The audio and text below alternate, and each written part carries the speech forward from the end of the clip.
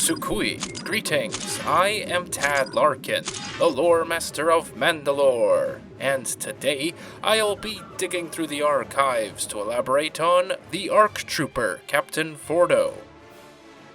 Sector 4 needs reinforcements. We are being overrun. Repeat, we are...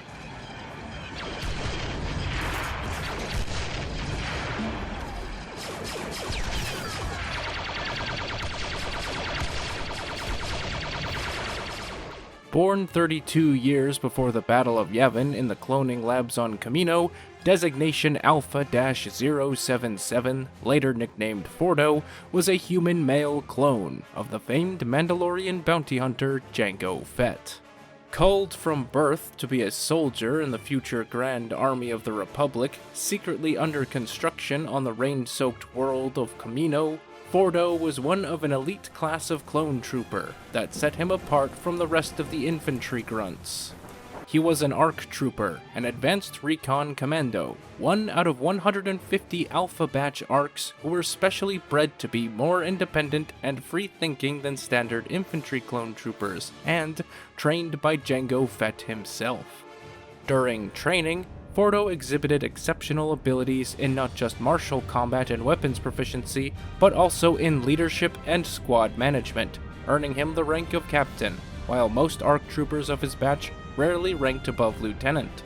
Due to the unpredictable nature of ARCs, upon completion of their training and after considerable time to hone their skills, Fordo and the rest of the Alphas were frozen in stasis, to be thawed when the Republic needed them most. In 22 BBY, Jedi Master Obi-Wan Kenobi discovered the clone army on Kamino while tracking Jango Fett, an event that would eventually lead into the Battle of Geonosis and the opening stages of the Clone Wars. Despite the Kaminoans being on schedule for filling their order for the Republic, with the outbreak of the war, the ARCs were not immediately thawed from stasis, and it wouldn't be until the Battle of Kamino, 2 months later, that the ARCs were finally awoken to defend the cloning facilities at Tipoca City. Fordo's deeds during the battle are unknown, given that the accounts are overshadowed by that of his batch brother, Alpha-17. However, the histories infer that Fordo was at least present during the battle, if not in participation. Out of stasis and ready for combat, Fordo received his first mission in 21.83 BBY, 4 months after the Battle of Geonosis, where he would assist Jedi General Obi-Wan Kenobi, leading the 3rd Systems Army in an assault on the Banking Clan homeworld of Munilinst, to capture it, as well as Banking Clan Chairman San Hill. While Kenobi's Padawan Anakin Skywalker commanded the space battle, the Jedi General deployed his troops for a ground assault on Munilinst's capital city, Harnadane. Meanwhile, Fordo and his team of ARC troopers, consisting of at least 2 squads led by 3 ARC lieutenants, would insert behind enemy lines. Fordo's target, the massive artillery gun protecting the city, and making life hell for the grunts assaulting it. Their LAAT gunship made it a good way into the city before it was shot down by rocket launcher-bearing droids, and while all but the gunship crew survived the crash, the ARCs soon found themselves under suppressing fire from droid snipers in the surrounding buildings. Acting quickly, Fordo had one of his troopers scan the buildings for energy signatures and marked several targets, which were promptly brought down with heavy fire from PLX rocket launchers.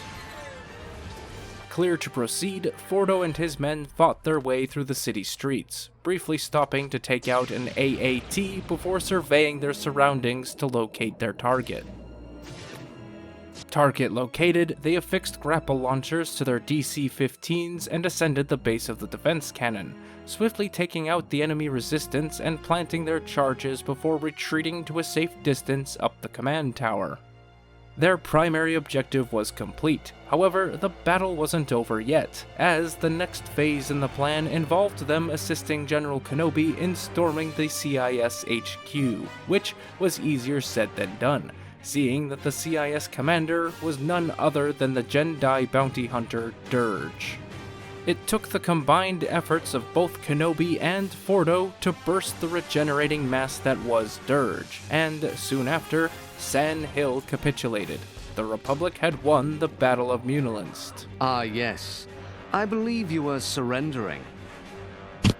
For their actions during the battle, Fordo and the 9 surviving ARCs earned the honorific the Munilinst 10, and the 6 remaining ARC Trooper privates had their ranks elevated to lieutenant, earning their blue pinstripes, commas, and shoulder pauldrons. It wasn't long after Munilinst that Fordo and company were called upon again, this time for an extraction mission on the Outer Rim world of Hypori. 6 surviving Jedi, including Masters, Knights, and Padawans, had been besieged inside the ruins of their own fleet, following a disastrous battle where they were outsmarted by a yet unidentified cyborg general. The ARCs approached the droid perimeter in their heavily modified LAAT gunship, complete with sensor jamming, so they were undetected by the hordes of super battle droids when they flew into the wreckage of an Acclamator assault ship. Once inside and deployed, scanners picked up 3 life signs, and while troopers branched off to recover a barely breathing Jedi Master Shock T and Ayla Secura, Fordo and his heavy weapons specialists engaged a rather surprised General Grievous, who was still locked in an epic lightsaber duel with Jedi Master Ki-Adi-Mundi. Fordo, a quad gunner, and a Z6 rotary blaster cannon managed to suppress the supreme commander of the CIS military long enough for Ki-Adi-Mundi to get aboard the LAAT, allowing them to lift off and leave the planet's atmosphere before Grievous could shoot them out of the sky. Out of the 7 original Jedi who participated in the Battle of Hypori, only 4 survived, 3 of which were successfully evac'd by Fordo and the Munilinst 10, and for his actions at Hypori, Fordo was awarded the Chancellor's Service Medal, but he refused, and recommended that the honor be bestowed upon CT-43/002, one of the standard infantry clone troopers accompanying his team that lost his life on Munilinst.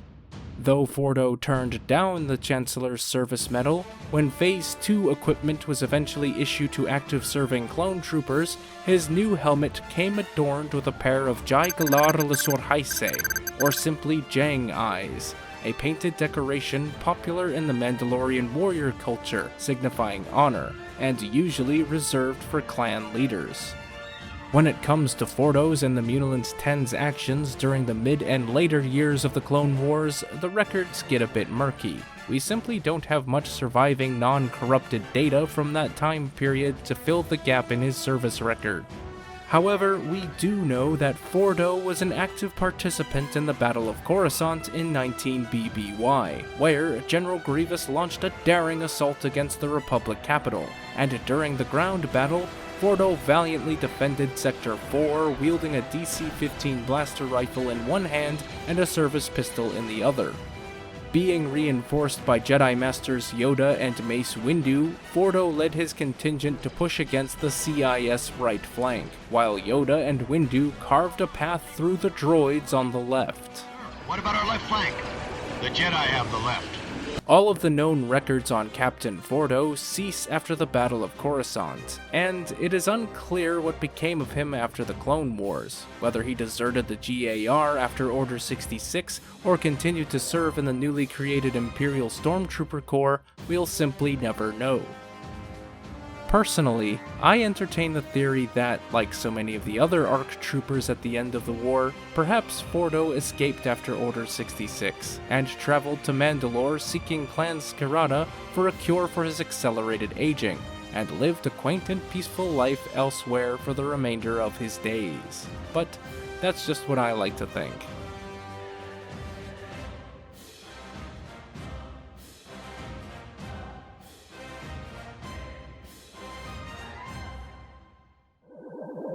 This ends my findings on Captain Fordo.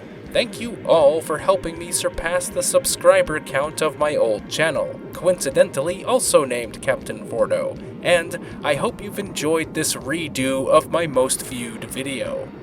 Special thanks to my patrons, Wildcat144, The Grand Pope, Zexend, JTribs1997, David Miller, AJ Can't Think of a Good Pun Right Now, Dave the Grave, Zim the Despot, Matt Patton, Trav, SW Archivist, Cal Skirata, Nate Legends Fan 95, and Hawk2274. If you'd like to support this channel and perhaps even commission your own video topic, please visit my Patreon to find out how. Link is in the description. In the meantime, keep your comm channels open for future transmissions, and don't forget to subscribe. Tad Larkin, out.